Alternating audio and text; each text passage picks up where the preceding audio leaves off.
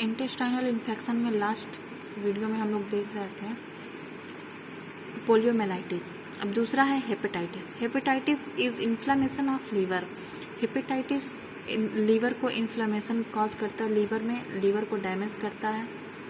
It is most commonly caused by viruses but also be caused by drugs, chemicals, auto immune disease and metabolic abnormalities. ये तो virus से होता है। Hepatitis virus A, B, C, D ये सब है cause करने वाले, लेकिन ये वायरल हेपेटाइटिस भी हो सकता है जो कि वायरस से हो। दूसरा है अल्कोहलिक हेपेटाइटिस। अगर कोई इंसान है, कोई पर्सन है जो कि बहुत ज़्यादा ड्रिंक कर रहा है, बहुत ज़्यादा ड्रग्स लेता है, तो उसको भी हेपेटाइटिस होने के चांसेस रहते हैं, उन्हीं को ज़्यादा चांसेस रहते हैं। ऑटो इम्यून हेपेटाइटिस, अगर इम्यून सिस्टम सही नहीं है तब भी ये होगा। नॉन अल्कोहलिक स्टेटो हेपेटाइटिस ये भी है, जब मेटाबॉलिज्म सही नहीं हो पाएगा, लीवर फंक्शन सही से नहीं करेगा, लीवर काम अच्छे से नहीं कर पाएगा, तब होगा। और हेपेटाइटिस की बात करें तो हेपेटाइटिस पूरी तरीके से ठीक नहीं होता है। हेपेटाइटिस के जो वायरसेस हैं उनकी एक्टिविटी को डीएक्टिवेट किया जा सकता है, पर उनके वायरस को कभी मारा नहीं जा सकता, क्योंकि वायरस की पहली प्रॉपर्टी तो यही होती है कि जब भी वायरस अटैक करता है तो वो अपना रूट ऑफ एडमिनिस्ट्रेशन चेंज करके आता है। भाई अगर उसको एक रास्ते से खाना ना मिले तो दूसरा रास्ता तो अपनाएगा ही, ये तो जाहिर सी बात है। तो वही काम हेपेटाइटिस का भी वायरस करता है, जो कि अपना रूट ऑफ एडमिनिस्ट्रेशन चेंज करके बार बार अटैक करता है। और वायरस डीएक्टिवेट तो हो जाता है लेकिन बॉडी में पड़ा रहता है। उसकी टेस्टिंग जब भी कराएंगे तब वो पॉजिटिव आएगा, लेकिन वो इनएक्टिव फॉर्म में रहेगा, डीएक्टिवेटेड रहेगा, वो कोई नुकसान बॉडी को नहीं पहुंचाएगा, पर वो बॉडी में ही रहेगा, प्रिजर्व रहेगा, वो कहीं जाएगा नहीं। ठीक, अब आते हैं वायरल हेपेटाइटिस की बात करते हैं। तो वायरल हेपेटाइटिस में हेपेटाइटिस को देखा जाए तो A, B, C, D और E इन 5 टाइप में डिवाइड किया गया है। हेपेटाइटिस ए बहुत ही छोटा सा, बहुत ही कम नुकसानदायी रहता है, लेकिन B, C, D ये बहुत ही ज़्यादा हानिकारक होते हैं और ये बहुत क्रोनिक डिजीज़ हैं। हेपेटाइटिस ई की बात करें तो हेपेटाइटिस ई भी बहुत ही कम नुकसान करता है, कम नुकसानदायी रहता है, लेकिन प्रेग्नेंट लेडीज़ को ज़्यादा होता है। हेपेटाइटिस ई बहुत ही ज़्यादा प्रेग्नेंट लेडीज़ को होता है। इसके सिम्टम्स की बात करें तो पहला anorexia, nausea, vomiting, constipation as well as diarrhoea, malaise, fever, headache, arthralgia, urticaria, hepatomegaly, jaundice, weight loss, dark urine, splenomegaly, bilirubinuria, decrease sense of smell और टेस्ट। कभी कभी पेशेंट्स के बॉडी में बहुत ज़्यादा ईचिंग होने लगती है। अगर हेपेटाइटिस किसी पेशेंट को है, बिलिरुबिन, उसका सीरम बिलिरुबिन अगर इंक्रीज है, बढ़ा हुआ है, LFT टेस्ट कराते हैं, लीवर फंक्शन टेस्ट कराते हैं इसमें। अगर उसका बिलिरुबिन बहुत ज़्यादा बढ़ा हुआ है और उसकी बॉडी में ईचिंग होना स्टार्ट हो जाए, उसकी आँख का कलर पेल येलो हो, बहुत डार्क येलो कलर में हो, यूरिन का कलर भी चेंज रहता है, डार्क में रहता है, डार्क येलो रहता है, और उसकी बॉडी में अगर बहुत ही ज़्यादा ईचिंग हो रही है पूरी बॉडी में, तो इसका मतलब ये कि हेपेटाइटिस के बाद उसकी लीवर ख़राब हो चुकी है, उसको लीवर ट्रांसप्लांटेशन की ज़रूरत है, और नहीं तो पेशेंट का कुछ नहीं हो सकता। उसके लिए ना ही कोई क्योर है, ना ही कोई मेडिसिन है, सिर्फ एक ही इलाज है, वो है ट्रांसप्लांटेशन। ठीक, पेशेंट्स को बहुत घबराहट, बेचैनी होगी जब उसकी बॉडी में ईचिंग होगा, और बहुत ही ज़्यादा ईचिंग होगा। अब बात करते हैं mode and source of infection की। तो faecal virus constitute the most important source of infection. The virus is maintained in nature by serial fecal oral transfer, most commonly by person to person contact. Infection occurs readily under conditions of poor sanitation and overcrowding. Poor sanitation, अगर patient के आसपास या फिर हमारे ही आसपास poor sanitation है, सफाई नहीं है, बहुत गंदगी में रहते हैं हम, तो वायरल डिजीज़ होने के या हेपेटाइटिस वायरस का अटैक करने का हमारे ऊपर चांसेस बढ़ जाते हैं। अब इसमें प्रोफाइलैक्सिस है। General prophylaxis consist of improved sanitary practices and the prevention of faecal contamination of food and water.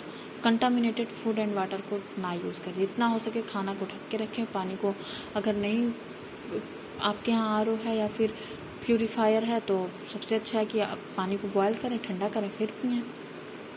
अब हेपेटाइटिस बी की बात करते हैं। हेपेटाइटिस ए है जिसकी बात करें, जो कि ग्लोबल डिस्ट्रीब्यूशन में आता है, जो कि चिल्ड्रन को और यंगस्टर्स को ज़्यादा होता है। हेपेटाइटिस ए की बात कर रहे हैं अभी हम। अब बात करते हैं हेपेटाइटिस बी। हेपेटाइटिस बी की बात करते हैं। Hepatitis B was originally considered to be an unusual disease transmitted exclusively by parental route and by introgenic procedure such as blood transfusion or injection of serum or other blood products.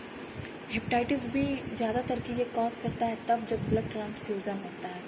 बहुत सारे patients ऐसे आते हैं, maximum patients ऐसे देखे जाते हैं जिनको हेपेटाइटिस बी हुआ है और उनको ब्लड ट्रांसफ्यूज़न कभी ना कभी हुआ है,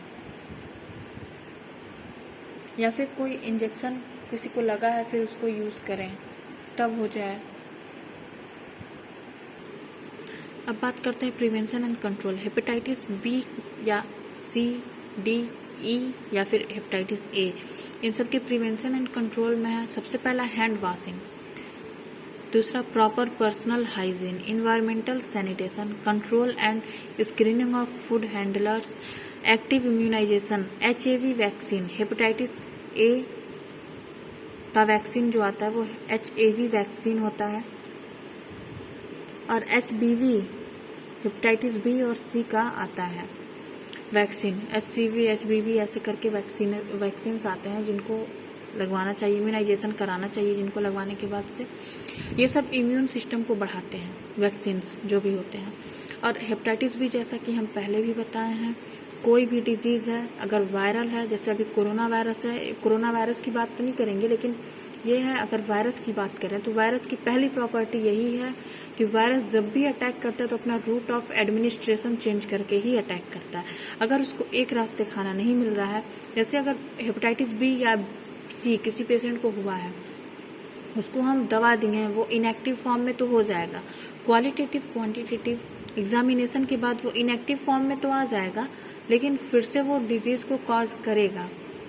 तब करेगा जब उसको उसका रूट ऑफ एडमिनिस्ट्रेशन वो चेंज कर लेगा, जब वो जो रिसेप्टर या जो मोइटी हम लोग उसको भेजे रहेंगे इनएक्टिव करने के लिए, डीएक्टिवेट करने के लिए, वो उसके हैबिचुअल हो जाएगा और फिर अपना रूट ऑफ एडमिनिस्ट्रेशन चेंज कर लेगा, तो फिर से अटैक करेगा।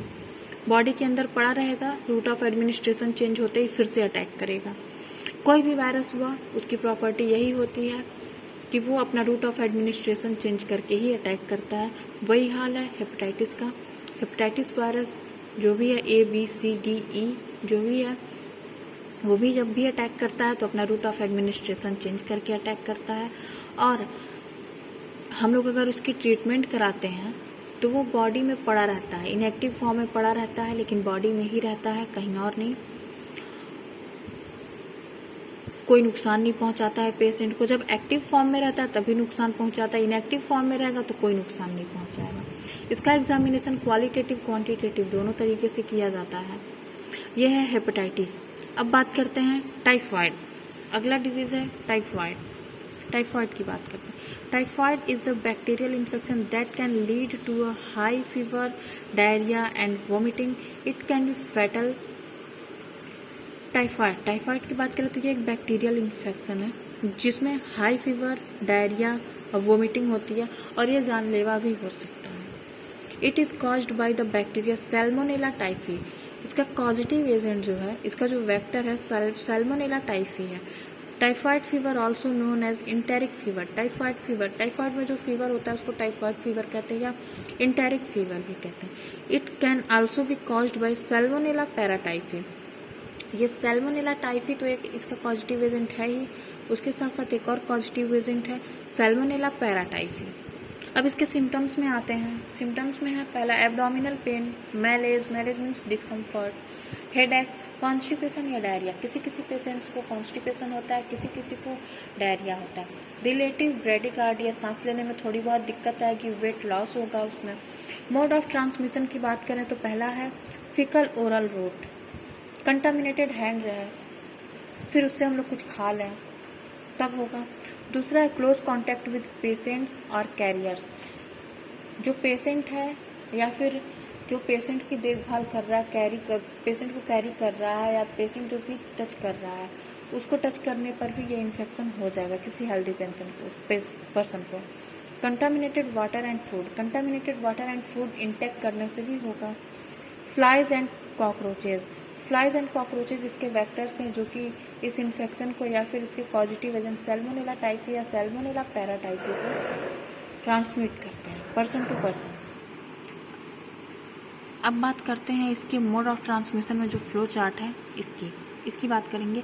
इंजेस्ट कंटामिनेटेड फूड, अगर कंटामिनेटेड फूड खाते हैं या उसमें अगर बैक्टीरिया प्रेजेंट है तो वो स्मॉल इंटेस्टाइनल म्यूकोसा में जाएगा। Taken up by macrophage and transported to regional lymph nodes, macrophage में जाएगा फिर वहाँ से लिम्फ नोड्स तक भेजा जाएगा वो। Salmonella typhi multiply in the intestinal lymphoid tissue, intestinal lymphoid tissue में सैल्मोनेला टाइफी मल्टीप्लाई होगा, वहाँ जाते ही वो मल्टीप्लाई होने लगेगा। सैल्मोनेला टाइफी या Salmonella paratyphi intact with enterocytes and M cells during the 1 to 3 weeks of incubation period। इसके बाद डायरिया कॉज होगा, पेशेंट को डायरिया होगा थोड़ा थोड़ा करके। End of incubation period bacilli enter blood stream, onset of typhoid fever, जब bacteria जो है ब्लड स्ट्रीम में आ जाएगा, तो जब ब्लड स्ट्रीम में आएगा, ब्लड में हमारे कोई भी फॉरेन पार्टिकल आता है तो ल्यूकोसाइट बहुत एक्टिव हो जाता है, उसको ट्रैफिक पुलिस भी कह सकते हैं। तो वो तुरंत एक्टिव फॉर्म में आएगा और वो पहले उससे लड़ेगा, जितना हो सके उसको रोकने की कोशिश करेगा। भाई हमारे घर में कोई आएगा तो उसको रोकने की कोशिश तो पूरी की जाएगी, तो वैसे वो भी करता है, उसको रोकता है। जब नहीं रोक पाता है तो वो अपने आप को तोड़ देता है और तोड़ के पूरे ब्लड में फ्लो हो जाता है, ब्लड में फैल जाता है। और जब फ्लो होता है ब्लड तो फ्लोट करते करते वो आगे की तरफ जब बढ़ता है तो जितने ल्यूकोसाइट्स हैं उनको जाके ये बताता है कि हमारे घर में कोई आ गया है, उसको रोकना है। तो सब एक्टिव फॉर्म में आ जाते हैं सारे ल्यूकोसाइट्स और उनसे लड़ना स्टार्ट कर देते हैं। उसके बाद पेशेंट्स को कभी कभी छींक आती है या फीवर होता है। तो इसमें है जब टाइफॉइड का बैसिलस जो है ब्लड स्ट्रीम में आ जाएगा और ल्यूकोसाइट ऐसा अपना काम करेगा, फिर उसके बाद वहाँ पे टाइफॉइड फीवर होगा थोड़ा थोड़ा करके। उसके बाद अगला स्टेज है उसका, bacteria invade the gall bladder, biliary system and lymphatic tissue of the bowel and multiply in high number. Gall bladder, biliary system और लिम्फेटिक टिश्यू में जाने के बाद से बैक्टीरिया जो है वो बहुत ही तेज़ी से मल्टीप्लाई होना स्टार्ट हो जाएगा। Then pass into the intestinal tract, फिर इंटेस्टाइनल ट्रैक्ट में जाएगा वो और वहाँ से स्टूल के रूप में बाहर आएगा, एक्सक्रीट हो जाएगा। ठीक, अब इसके प्रिवेंशन एंड कंट्रोल की बात करते हैं। पहला है, travellers to developing countries should be advised to monitor their food and water intake carefully. दूसरा, typhoid vaccines commercially available. Typhoid के जो वैक्सीन्स हैं उसमें पहला है TY21A और दूसरा VICPS। ये सारे वैक्सीन्स हैं जो कि टाइफॉइड होने के बाद या होने के पहले लगते हैं। ये रहा टाइफॉइड, ख़त्म हुआ यहाँ पे। इसके बाद से अगला पढ़ेंगे cholera. Cholera is an acute diarrhoeal illness caused by infection of the intestine with the bacteria Vibrio cholerae। Cholera का पॉजिटिव एजेंट है विब्रियो कॉलेरी, और जिस भी पेशेंट को कॉलेरा हुआ रहे उससे तो ध्यान से रहना होता है, क्योंकि अगर वो कोई यूज़ कर रहा है, टॉयलेट यूज़ कर रहा है, अगर लेटरिन यूज़ कर रहा है कॉलेरा वाला पेशेंट जो है, तो उसको बिना फ्लश किए यूज़ ना करें दोबारा। इसमें दूसरा लाइन है, cholera is a faecal disease meaning that it spreads when the faeces of an infected person come into contact with food और वाटर। मतलब कॉलेरा को अगर देखा जाए तो ट्रांसमिट करने वाले फ्लाइज, इंसेक्ट्स ही होते हैं, कॉकरोचेस, फ्लाई, यही सब होते हैं। आर्थ्रोपॉड इसमें इन्वॉल्व कर सकते हैं हम लोग, यही ट्रांसमिट करते हैं इसको। वेक्टर्स चाहिए होते हैं इनको, क्योंकि अगर इन्फेक्टेड पर्सन है, किसी को कॉलेरा हुआ है, तो उसके फीसेस जो होंगे वहाँ पे मक्खी बैठ रही है, कॉकरोचेस जा रहे हैं, फिर वहाँ से आते हैं वापस कंटामिनेट करते हैं फूड को। बैठ करके वाटर रखा है, पानी रखा है, उस पर बैठ जाएँ, उसको कंटामिनेट करें और उसको कोई हेल्दी पर्सन पिए, इंजेस्ट करे, इंटेक करे, तो उसको भी कॉलेरा होना है। विब्रियो कॉलेरी एक ग्राम निगेटिव बैक्टीरिया है। ये पानी में बहुत तेज़ी से और बहुत जल्दी मल्टीप्लाई होता है।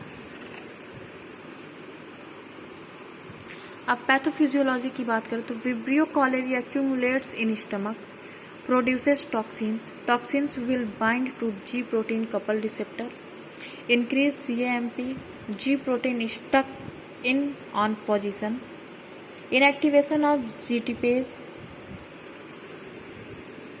activation of ion channels, NaCl influx into intestinal lumen to drug water into lumen, lead to watery diarrhea. इसका मेन सिम्टम भी यही है, वाटरी डायरिया। कॉलेरा में वाटरी डायरिया होता है, इसका मेन सिम्टम है। बात करते हैं कॉलेरा के साइन एंड सिम्टम्स के। तो पहला था इसमें watery diarrhoea, stomach pain, leg cramps, weakness इसमें ज़्यादा रहती है। वाटरी डायरिया होगा तो पेशेंट को वीकनेस होगी, जिससे उसके पैर में क्रैम्पिंग होगी, कपकपाहट होगी। Mild fever, vomiting, sunken eyes and cheeks, dry mucous membrane, decreased urinary output, some sign and symptoms which are complicated जो भी साइन एंड सिम्टम्स हैं वो हैं सीवियर डिहाइड्रेशन। अगर वाटरी डायरिया पेशेंट को बहुत ज़्यादा हो रहा है, वाटरी डायरिया होने पे इलेक्ट्रोलाइट का लॉस होता है, उसके बाद से सीवियर डिहाइड्रेशन जब उसको होगा, पानी की बहुत कमी होगी, तो कभी कभी पेशेंट्स को शॉक आने लगता है। रेनल फेल्योर हो जाएगा, क्योंकि यूरिनरी आउटपुट इसमें कम हो जाता है, इसके वजह से रेनल फेल्योर होने के चांसेस रहते हैं और कभी कभी पेशेंट्स की डेथ हो जाती है। अब बात करते हैं कॉजेज ऑफ कॉलेरा। पहला पुअर सैनिटरी कंडीशन, दूसरा रॉ और अंडर कुक्ड फूड मतलब contaminated seafood, hypochlorhydria, decrease stomach acid, drinking contaminated water. जैसे पहला इसमें पुअर सैनिटरी कंडीशन देखा जाए तो साफ सफाई ना रखना, गंदगी में रहना, कचड़े में रहना। फिर दूसरा रॉ और undercooked food contaminated sea food, जैसे कोई खाना कच्चा खा रहे हैं या फिर नॉनवेज में है, कुछ मांस है तो उसको अगर कच्चा खाते हैं तो कॉलेरा होगा, डिहाइड्रेशन होगा, वाटरी डायरिया होगा, डिहाइड्रेशन होगा, उसके बाद से पेशेंट के सिम्टम्स कॉलेरा में आ जाएंगे। फिर हाइपोक्लोरहाइड्रिया, एक टर्म है हाइपरक्लोरहाइड्रिया, दूसरा है हाइपोक्लोरहाइड्रिया। जब स्टमक में जो एसिड है HCl है उसका pH एसिडिक हो, बेसिक होने लगे, pH कम होने लगे, स्टमक एसिड अगर डिक्रीज हो जाए तो हाइपोक्लोरहाइड्रिया कहते हैं, और अगर वहीं इंक्रीज करे तो हाइपरक्लोरहाइड्रिया कहते हैं। फिर ड्रिंकिंग कंटामिनेटेड वाटर, जो पानी हम पीते हैं अगर कंटामिनेटेड रहे। पहले के ज़माने में देखा जाए तो जब कॉलेरा होता था तो गांव के गांव खाली हो जाते थे, और कॉलेरा होने के मेन रीज़न भी गांव वाले ही होते थे, क्योंकि वही पानी है जो वो लोग पी रहे हैं, उसी में सब कुछ करते थे, कपड़ा धुलना, बर्तन धुलना, वही पीना, उसी में नहाना, हर एक चीज़ करना। तो इसकी वजह से कॉलेरा बहुत ज़्यादा फैलता था। 1913 में कॉलेरा बहुत ज़्यादा फैला हुआ था, जो कि जर्मनी ने किया था, जिसकी वजह से 2 करोड़ लोगों की मौत हुई थी इंडिया में बहुत ज़्यादा लोग मरे थे, 2 करोड़ लोग मरे थे। फर्स्ट वर्ल्ड वार की बात है। उसके बाद बात करें ड्रिंकिंग कंटामिनेटेड वाटर की या फूड की, तो कंटामिनेशन होगा, इसीलिए जब भी पानी में बहता हुआ पानी पिएं, और जितना हो सके पानी को प्यूरिफाई करके पिएं। अगर प्यूरिफायर नहीं है तो बॉयल करें, ठंडा करें, उसके बाद पिएं पानी, लेकिन प्यूरिफाइड पिएं, साफ सुथरा पानी पिएं।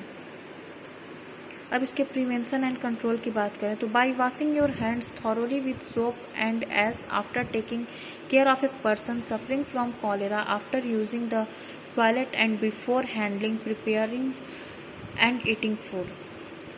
अपने हाथ को बार बार धुलते रहें साबुन से या फिर राख से। राख का यूज़ अभी भी गांव में बहुत लोग करते हैं, तो राख का यूज़ कर सकते हैं हाथ साफ करने के लिए। तब करें जब अगर कोई पेशेंट को कॉलेरा हुआ है, उसका केयर टेकर आप हैं, उसकी देखभाल आप कर रहे हैं, तो हाथ को बार बार धुलते रहें। या फिर जब टॉयलेट यूज़ करें, या फिर किसी पेशेंट को हैंडल कर रहे हैं, उसकी देखभाल कर रहे हैं, या टॉयलेट यूज़ कर रहे हैं, या खाना खा रहे हैं या बना रहे हैं, तब भी उसके पहले हाथ और उसके बाद बहुत ही अच्छे से हाथ धुलना चाहिए। By only drinking water from safe source, that is tap, borehole and protected well और स्प्रिंग। पानी अच्छे जगह का पिएं, साफ सुथरा पानी पिएं। By disinfecting all water through either boiling और use of water purifying tablets और सॉल्यूशन। क्लोराइड सॉल्यूशन, क्लोराइड की क्लोरीन गोलियां आती हैं, उसका यूज़ करते हैं लोग वाटर को प्यूरिफाई करने के लिए। प्यूरिफाइंग टैबलेट्स होते हैं वो, उनको यूज़ करने के लिए। या फिर जब कुछ भी नहीं है तो हम बार बार यही कहेंगे कि पानी को बॉयल करें, ठंडा करें, फिर पिएं। लेकिन पानी साफ़ सुथरा पिएं, गंदा पानी बिल्कुल ना पिएं। पानी अगर रखा हुआ है तो 14 दिन के बाद से पानी ना पिएं। 14 दिन तक पी सकते हैं पानी वो, लेकिन उसके बाद ना पिएं। इसीलिए बहता हुआ पानी पिएं, टैप वाटर पिएं जितना हो सके, और साफ़ सुथरा पानी पिएं। By cooking food thoroughly and eating it whilst hot. अगर खाना बना रहे हैं तो बहुत ही अच्छे से उसको पका लें, और उसके बाद जब उसको खाएं तो गर्म रहे, ठंडा खाना ना खाएं। Bye storing all water in clean containers and keeping them covered. पानी को एक साफ़ सुथरे कंटेनर में स्टोर करें और उसको ढक के रखें। पानी हुआ या खाना हुआ, साफ़ सुथरे कंटेनर में उसको स्टोर करें और उसको ढक के रखें। और जब भी खाएं खाना तो गर्म हो और अच्छे से पका हो। Bye washing fruits and vegetables under safe running water before eating them. फल और सब्जियां खाने से पहले, यूज़ करने से पहले रनिंग वाटर, बहते पानी के नीचे उसको साफ से धुल लें, अच्छे से धुल लें, फिर उसको खाएं। By always using a recommended toilet and keeping it clean. Toilet को बार हमेशा यूज़ करें, बाहर की तरफ खुले में ना जाएं, टॉयलेट यूज़ करें और उसको साफ़ सुथरा रखें। By disposing of all refuse in a properly constructed refuse pit. जो भी चीज़ें अगर यूज़ कर रहा है कोई पेशेंट, या फिर जैसे गांव में, अभी तो सबके यहाँ होगा ऑलमोस्ट, लेकिन पहले टॉयलेट सबके यहाँ नहीं था, लैट्रिन सबके यहाँ नहीं था, तो उसको डिस्पोज करते थे लोग पिट को। Bye avoiding shaking hands and public gathering, particularly funerals during a cholera outbreak. अगर कोई कॉलेरा का पेशेंट है या फिर गैदरिंग हो रही है कहीं, तो शेक हैंड ना करें। जैसे अभी कोरोना में बताया गया कि शेक हैंड ना करें, दूर से नमस्ते कर लें, किसी से गले ना मिलें, शेक हैंड ना करें, किसी से ज़्यादा टच ना हो। और फिर एक और चीज़ अभी बताएं, अगर कोई कॉलेरा पेशेंट है, टॉयलेट यूज़ कर रहा है, लैट्रिन यूज़ कर रहा है, तो उसके बाद जो भी जाए तो बहुत ही अच्छे से उसको एक बार ज़रूर फ्लश कर ले, फिर जाए, सफाई से रहे। और अगर कोई पेशेंट है या फिर नॉर्मल भी कोई है और गया है बाहर की तरफ, खुले में गया शौच के लिए, तो उसको वहाँ पे उसको डिस्पोज कर देना चाहिए, अपनी पिट को वहाँ पे डिस्पोज कर दें और सफाई से रहें। घर में जो टॉयलेट है उसको बहुत ही अच्छे से साफ़ करें, हमेशा साफ़ करते रहें।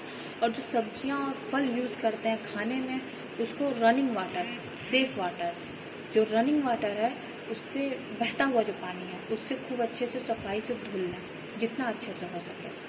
और जो खाना हम लोग खाते हैं, अगर खाना पका रहे हैं तो वो बढ़िया से पका हो, पूरे तरीके से अच्छे से पका हो, तब उसको खाएं और गर्म खाएं। ये रहा कॉलेरा।